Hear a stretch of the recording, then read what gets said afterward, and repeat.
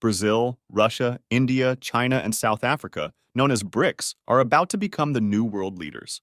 In 2001, a Goldman Sachs economist named Jim O'Neill saw that these countries have some of the fastest growing economies and predicted that they will dominate the world economy by 2050. And he was the first to name this group as BRIC. Even though they are only 5 countries, they play a massive part in the world economy by contributing over 33% of the world's GDP, 42% of the world's population, and occupying 26% of the world's landmass. Despite BRICS dominating US in all these metrics, America still holds the position of world leader.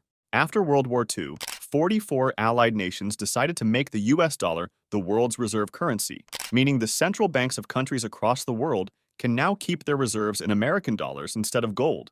And this made USD the dominant currency for all foreign transactions. This gave US immense amount of power over the supply of money, along with political power on what some countries can and cannot do, and made US the leader of the world. So when BRICS held their first summit in 2009, they knew that if they ever want to compete with the United States, they have to first focus on working together to increase economic growth and trade in their region. In order to do those things, they first have to take control over the flow of money between the countries, which is really difficult when US has the monopoly as the reserve currency. One of the options to break this monopoly is to totally boycott the dollar and either use one of their local currencies like the Indian rupee or Chinese yuan as the standard, or they can even make a new currency like the euro for the European Union. But not every country in BRICS agrees to such a drastic change, as some of them want to maintain their relations with the United States and the Western world.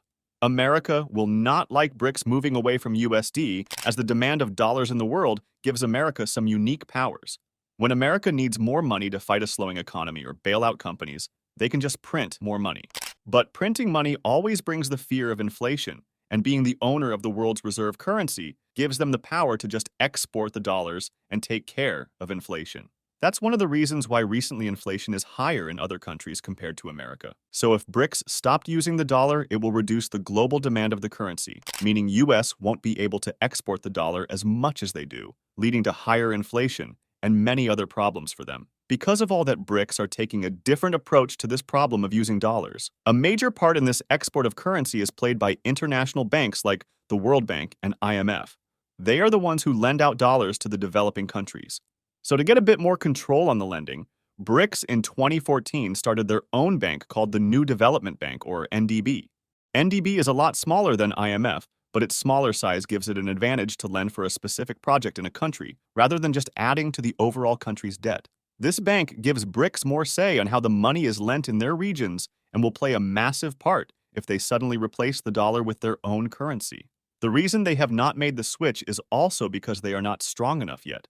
Yes, all these countries have seen strong economic growth for decades, but they still don't have enough leverage to try and negotiate with the United States. But BRICS recently took a step to solve that problem by opening their doors to other countries.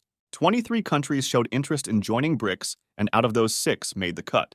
By adding these 6 countries, BRICS is getting a boost in overall share of global GDP, population, and total exports. But the main reason to pick these countries was the increased share in global oil production. Just by adding 6 countries who might have a lower GDP than the initial BRICS members, their oil production will more than double. This is really important as nearly a quarter of all US imports is oil, which is more than 8.3 million barrels of oil a day. US gets this oil from all over the world. Previously, only 2 of the BRICS members were amongst the major oil exporters to US, but now that list will include Saudi Arabia, the newest member of BRICS.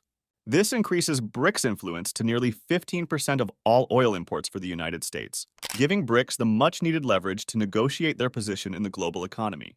As time goes by, BRICS will only get stronger in overall GDP and population and keep on adding new countries, which will keep on increasing the pressure on US and its position in the world. So it looks like it's only a matter of time that the world gets some new leaders.